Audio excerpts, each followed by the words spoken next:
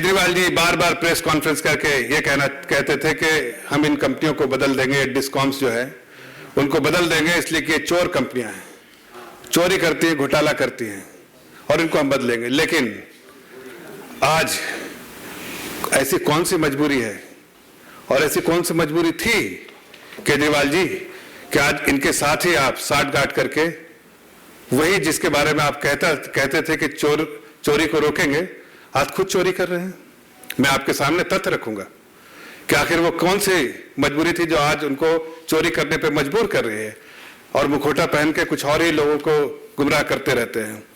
देखिए, ये दो जो कंपनियां हैं उसका नाम है BRPL और BYPL, BSES राजधानी प्राइवेट लिमिटेड और BSES Yamuna private limited.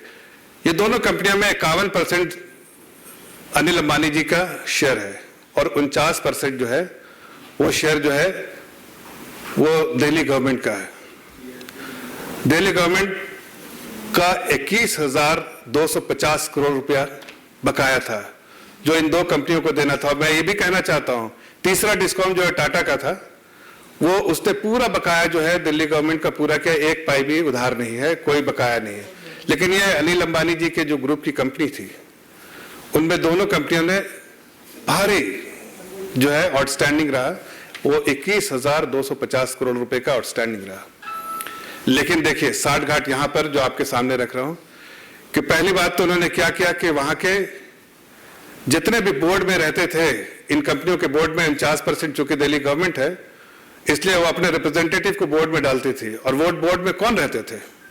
Board में रहते थे retired IAS officer, retired finance secretary, retired power secretary, ये सारे लोग रहते थे जो सरकार के इंटरेस्ट को प्रोटेक्ट करते थे और वो उस वक्त उनको बोर्ड में उनकी जगह मिलती थी। लेकिन केजरीवाल जी ने इन सभी लोगों को हटा दिया, इन सारे लोगों को हटा के अपने खास लोगों को उसमें रखा ताकि घोटाला करने में आसानी हो और दिल्ली गवर्नमेंट का इंटरेस्ट प्रोटेक्ट करने वाला कोई नहीं बचे। इसलिए कि यहां पर तो दिल्ली गवर्नमेंट का इंटरेस्ट नहीं बल्कि केजरीवाल जी का इंटरेस्ट प्रोटेक्ट करना था।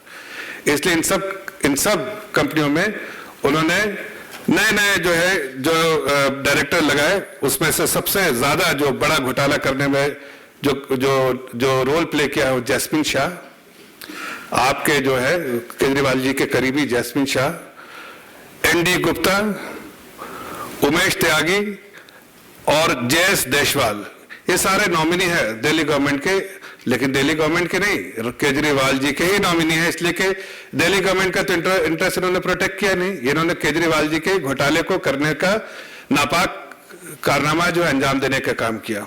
अब देखिए क्या होता है कि 21,250 करोड़ का बकाया वसूल करने के बजाय उन्होंने सबसे पहले, और उस पर रेट ऑफ इंटरेस्ट जो अगर late payment rate of interest जो 18% था, सबसे पहले तो उन्होंने उस 18% को 12% जो है बोर्ड ने कर दिया। अब बोर्ड में पहले तो सरकारी ऑफिसर्स थे, वो बोर्ड में ऐसी काम नहीं करते थे, इसलिए इससे नुकसान तो सीधे एक साल में 3,000 करोड़ का नुकसान हुआ। लेकिन पुराने बकाये के साथ देखें तो अगर इसको करें तो कब तकरीबन 8,500 करोड़, 1-2 करोड़ नहीं, 8,500 करोड़ का नुकसान जो है वो सीधा जो है 18% रेट ऑफ इंटरेस्ट, जो late payment of rate of interest था उसको 18 से करके 12% कर दिया गया। उससे 8,500 करोड़ का, एक साल में 3,000 करोड़, पुराने बकाये के साथ 8,500 करोड़ का सरकार को, दिल्ली सरकार को घाटा हुआ। ये कौन से अंडरस्टैंडिंग थी? इसी कंपनियों के बारे में आप बुरा भला कहते थे, हटाना चाहते थे इसके, लेकिन आज साठगांठ करके इन्हीं को फेवर कर रहे हैं। आप 18% से 12% कर रहे हैं। दूसरी बात, केजरीवाल जी के गवर्नमेंट ने और उनके जो प्यादे जो बोर्ड पे बैठे थे उन लोगों ने दूसरा जो है घोटाले का काम किया कि वसूली करने के बजाय उन्होंने कहा कि फ्यूचर सेटलमेंट कर देंगे, आगे आने वाले सब्सिडी जो देने वाले हैं उसके अगेंस्ट सेटलमेंट हो जाएगा और वो 11,500 करोड़ फ्यूचर सेटलमेंट होगा। ये कौन सी अंडरस्टैंडिंग है कि फ्यूचर सेटलमेंट होगा? जबकि दो बहुत अहम चीजें हैं। पहली बात कि दिल्ली इलेक्ट्रिसिटी रेगुलेटरी कमीशन ने बहुत साफ अल्फाज में लेटर लिखा था दिल्ली गवर्नमेंट को, 19 फरवरी 2018 को कि जो भी सब्सिडी आप देते हैं बेनिफिशियरीज को, उनको डायरेक्ट बेनिफिट ट्रांसफर दिया जाए, उनके खाते में पैसे जाना चाहिए। लेकिन ऐसा नहीं हुआ। और खुद के केजरीवाल जी बार बार कहते थे कि हम तो लोगों के खाते में पैसे पहुंचाएंगे, लेकिन ऐसा नहीं किया। आखिर क्या मजबूरी थी कि ऐसा नहीं किया? इसलिए कि फ्यूचर सेटलमेंट कैसे होगा उसकी रूपरेखा किसी को नहीं मालूम है। ये सिर्फ अंडरस्टैंडिंग है, पब्लिक डोमेन में कुछ नहीं है। ये अंडरस्टैंडिंग है कि अगर आप जो भी इसमें से माफ करेंगे या फ्यूचर सेटलमेंट करेंगे, उसका कमीशन सीधे केजरीवाल जी के लोगों को आ जाएगा। और ये पूरा काम बोर्ड में बैठे लोग जो उनके प्यादे हैं उन्होंने अंजाम दिया, इसलिए कि दिल्ली गवर्नमेंट के रिटायर्ड ऑफिसर्स को हटा दिया गया जो दिल्ली गवर्नमेंट के इंटरेस्ट को प्रोटेक्ट करते थे। यहां केजरीवाल जी के इंटरेस्ट को प्रोटेक्ट किया जा रहा है, इसलिए कि वहां से कमीशन जो आ रहा है वो बहुत बड़े, अभी 11,000 करोड़ 12,000 करोड़ अगर आप फ्यूचर सेटलमेंट करेंगे तो उसका आप समझ लीजिए कितना बड़ा कमीशन जो है दिल्ली सरकार को और केजरीवाल जी को और उनके लोगों को मिला होगा।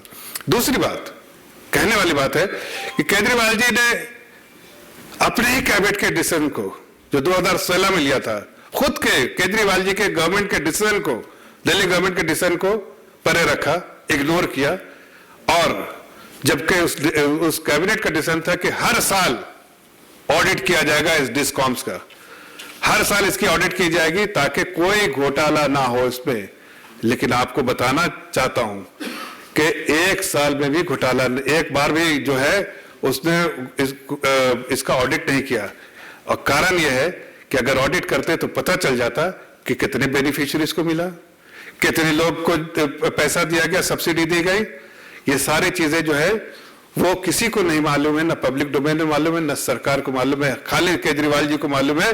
इसलिए कि वहां कमीशन जो गया है, जो अंडरस्टैंडिंग थी कमीशन लेने का, इसलिए वो सारे घोटाले, चाहे वो शराब घोटाला हो, चाहे बस घोटाला हो, सब में वो कमीशन खोरी करते हैं। इसमें भी डिस्कॉम के साथ एक साठ घाट करके उन्होंने घोटाला किया। और उसके साथ साथ ऑडिट कराने के बजाय उन्होंने बिल्कुल ऑडिट नहीं किया, एक साल का भी नहीं, तो दूध का दूध पानी का पानी हो जाता। जो केजरीवाल जी 2013 में कहते थे कि हर कंपनियों की ऑडिट कराएंगे और ऐसी कंपनियां जो चोर है उस कंपनियों को हम उससे दूर रहेंगे, लेकिन आज उन कंपनियों के साथ खड़े हैं, उन कंपनियों के साथ साठगांठ कर रहे हैं और उन कंपनियों को ही प्रमोट कर रहे हैं। तो इससे समझ में आता है केजरीवाल जी लेकिन मुखौटा पहनते हैं। मैं उनसे 3-4 सवाल करना चाहता हूं कि आखिर केजरीवाल जी ने से पूछना चाहता हूं कि बीआरपीएल और बीपीएल का हर साल ऑडिट कराने का जो आपका वादा था वो आखिर क्यों नहीं किया? क्या मजबूरी रही थी? क्या आपने नहीं किया? पहला मेरा सवाल है और इस सवाल का हम जवाब चाहते हैं केजरीवाल जी के, आखिर आपके कैबिनेट डिसीजन को आपने क्यों इग्नोर किया? दूसरा सवाल है कि जब आपको दिल्ली इलेक्ट्रिसिटी रेगुलेटरी कमीशन ने आदेश दिया था, और उसका लेटर मैं आपको दिखाना चाहता हूं, उसका लेटर ही मैं ढूंढ रहा था, यह लेटर है, देखिए यह लेटर है डीईआरसी का, जिसे बड़े साफ लफ्जों में आदेश दिया गया दिल्ली गवर्नमेंट को कि आखिर आपको जो भी सब्सिडी देते हैं वो डायरेक्ट बेनिफिट ट्रांसफर के तहत किया जाए। अभी लेफ्टिनेंट गवर्नर जी ने चीफ सेक्रेटरी से इस पे 7 दिन के अंदर रिपोर्ट मांगी है कि आखिर क्यों ऐसा नहीं किया गया, जबकि ये डीईआरसी का इंस्ट्रक्शन था, आदेश था दिल्ली गवर्नमेंट को कि आप जो भी है वो इसके थ्रू डीबीटी के थ्रू किया जाए। तीसरी चीज, आखिर जो मैंने पहले भी कहा उसी का जिक्र कर रहा हूं कि आखिर कोई कारण तो होगा कि सरकारी रिटायर्ड ऑफिसर्स जो दिल्ली गवर्नमेंट के इंटरेस्ट को प्रोटेक्ट करते थे उनको बिल्कुल हटा दिया गया बोर्ड से। वो कौन सी मजबूरियां थी? क्या वो आपके आड़े आ रहे थे? क्या आपको घोटाला करने में मदद करने के बजाय वो आपके आड़े खड़े हो गए थे? आखिर वो कौन सी बात थी? जितने senior officers, finance secretary, power secretary, chief secretary, जो उसके मेंबर होते थे, बोर्ड पे रिप्रेजेंटेटिव होते थे, इन सब को आपने हटा दिया। लेकिन आपने रखा कैसे लोगों को? जो घोटाला के लिए जाने जाते हैं, एनडी गुप्ता, जैस्मिन शाह, ये सब तो इनके प्यादे हैं जो घोटाला करते हैं। तो इसका भी जवाब देना पड़ेगा कि किन मजबूरियों के कारण आपने इसको, इन लोगों को हटाया था, इसका जवाब देना पड़ेगा। और आखिरी सवाल है कि जो 11,500 जो फ्यूचर सेटलमेंट है उसकी रूपरेखा किसको मालूम है? आखिर वो क्या अंडरस्टैंडिंग आपने की? कैसे बताएंगे आप कितने बेनिफिशियरीज थे और किस तरह से सब्सिडी का जो है उसमें एडजस्टमेंट किया गया? माल तो यही खाया आपने, इसलिए दुनिया की नजरों से छुपा रहे हैं। लेकिन दिल्ली की जनता जानती है कि आप मुखौटा पहनते हैं, बहुत बरगलाया है। अब आपको सवालों का जवाब भी देना पड़ेगा। मैं इन 4 सवालों के साथ जो केजरीवाल जी के सरकार से किया है, मुझे उम्मीद है उसका जवाब देंगे। लेकिन कुछ और तथ्य जो है हमारे मित्र, हमारे कलीग जो है आपके सामने रखेंगे। खुराना जी, धन्यवाद। ये सरकार जो आई थी ये कहती थी कि हम दिल्ली के अंदर बिजली हाफ करेंगे और दिल्ली की जो दरें होंगी वो सबसे कम होंगी। लेकिन साथ में ये भी बोलते थे कि दिल्ली के जो एक पावर डिस्कॉम्स है सबसे बड़े चोर हैं। मुझे आज भी वो प्रेस कॉन्फ्रेंस याद है कॉन्स्टिट्यूशन क्लब के अंदर, जब वो दावा करते थे कि रिलायंस जब हम आएंगे, रिलायंस कंपनी को हम चेंज करेंगे, कंपटीशन लेके आएंगे, और अपने मैनिफेस्टो में ये बात डाली थी। लेकिन पिछले 6 सालों के अंदर मैं कुछ आंकड़ा आपके सामने प्रस्तुत कर रहा हूं, और ये आंकड़ा कोई भारतीय जनता पार्टी का आंकड़ा नहीं है, ये आंकड़ा है आरटीआई के द्वारा लगाया हुआ, उनका जवाब है। विधानसभा के अंदर उनके जवाब है, अलग अलग माध्यमों से जो हमने इकट्ठा किया उनके जवाब है। उसमें सबसे इंपॉर्टेंट जो, अगर आप जब बिल आपके घरों में आता है, दिल्ली के आप लोग काफी लोग रहने वाले हैं, जब आप बिजली का बिल आता है तो आप कई चीजें नोटिस करते हैं कि रेट ऑफ जो वो है वो तो अलग है, बिजली का जो चार्जेस है वो तो अलग है, लेकिन उसके नीचे जो बहुत बड़ा कुछ नीचे लिखा होता है उसमें सबसे इंपॉर्टेंट होता है फिक्स चार्जेस। मैं आपके सामने वो फिगर दे रहा हूं, पिछले 5 सालों के अंदर इस सरकार ने जो आपकी जेब में से, दिल्ली की जनता की जेब में से जो वसूला है वो है 16,233 करोड़ रुपया। I repeat this figure, fix charges is 16,233 crore rupees from 2015 to 2021। Subsidy के नाम पे जो इन्होंने लोगों को लेके सब्सिडी जो दी वो 12,408 करोड़ रुपए की सब्सिडी थी। पेंशन सरचार्ज जो आप देखेंगे नीचे लिखा होता है पेंशन सरचार्ज, 2015 से 2021 के बीच में 2,677 करोड़ रुपीस, क्या नहीं आ रही है? पेंशन सरचार्ज जो आपके सब बिलों में लग के आता है उसका फिगर है 2,677 करोड़ रुपीस, और ये वसूला गया है 2015 से लेकर 2021 के बीच में। आरएस सरचार्ज जिसको हम रेगुलेटरी एसिड सरचार्ज कहते हैं वो है 9,195 करोड़, 9,195 करोड़ रुपया। और जो पीपीएसए चार्जेस है जिसको हम पावर परचेज एग्रीमेंट चार्जेस कहते हैं वो है 3,900 करोड़ रुपीस। और जब मैं इसको समअप करता हूं तो टोटल फिगर बैठती है 49,636 करोड़ रुपया। 49,636 crore rupees have been taken from your pocket, from Delhi citizen people, जो इन बिजली कंपनियों ने लिया। अब सवाल ये उठता है कि क्या दिल्ली की जनता को जानने का हक नहीं है कि ये जो पैसा लिया गया उसका उपयोग जिस माध्यम से लिया गया, जिसके लिए लिया गया वो है या नहीं है? जिसके लिए कंपनियों को किया गया वो सही हाथों में जा रहा है, कितना उसको एक्चुअल होना चाहिए, कितना होना चाहिए एक कंज्यूमर को, वो आपको जानने का हक नहीं है। इन्होंने वादा किया था कि हम 2015 के अंदर सीएजी ऑडिट कराएंगे, हम भी तो यही मांग कर रहे हैं। अभी जफर भाई ने भी कहा कि 2015 से लेकर 21 तक कोई हिसाब किताब नहीं है। 49,000 करोड़ रुपए दिल्ली की जनता से वसूल कर लिया गया, उनकी गाड़ी कमाई का पैसा ले लिया गया, लेकिन क्या हिसाब है दिल्ली की जनता को जानने का हक है। ये हम आज डिमांड करते हैं कि तुरंत से तुरंत सीएजी इंक्वायरी कब होगी ये जरा बताएं अरविंद केजरीवाल साहब।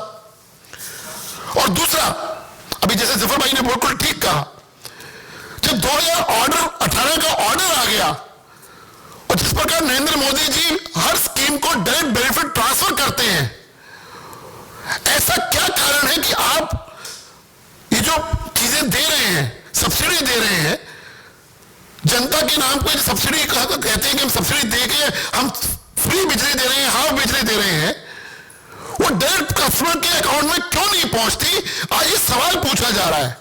उसका कारण ये है कि करप्शन बहुत बड़ा कारण है। आप इसके अंदर करप्शन कर रहे हैं, इसलिए आप डायरेक्ट बेनिफिट ट्रांसफर नहीं करना चाहते। और तीसरा इंपॉर्टेंट सवाल, जो ये लोग कहते थे अपने मैनिफेस्टो के अंदर कि कंपनियां तो चोर हैं, लेकिन जब हम सरकार के अंदर आएंगे हम कंपटीशन भी लाएंगे ताकि जो रेट है वो सस्ता हो, हम कंपटीशन लेके आएंगे, नई कंपनियां इंट्रोड्यूस करेंगे। ऐसा क्या कारण है कि 2015 से लेके आज 7 साल हो गए, आपने नई कंपनियां क्यों नहीं इंट्रोड्यूस करी? ये सवाल आज भारतीय जनता पार्टी आपसे पूछ रही है। अरविंद केजरीवाल साहब, मुझे लगता है आप इसका जवाब देंगे, बात को घुमाएंगे नहीं और इधर उधर की बात नहीं करेंगे। बहुत बहुत धन्यवाद।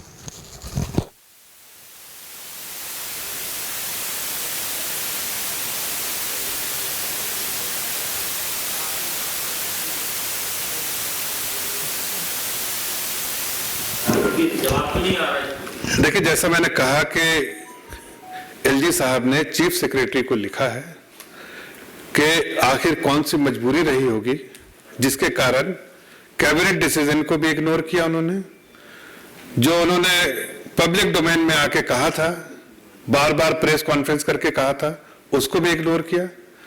इसलिए इसकी जांच पड़ताल होनी चाहिए। 7 दिन में रिपोर्ट आएगी। रिपोर्ट आने के बाद दूध का दूध पानी का पानी होगा कि केजरीवाल जी की सरकार कमीशन खोरी की सरकार बन गई है, जनता को बार बार वर्गलाया है, लेकिन खुद को माला माल बनाया है। यह बात अब प्रदेश की जनता समझने लगी है और बहुत प्रमुख तरीके से उनका मुखौटा उतर गया है।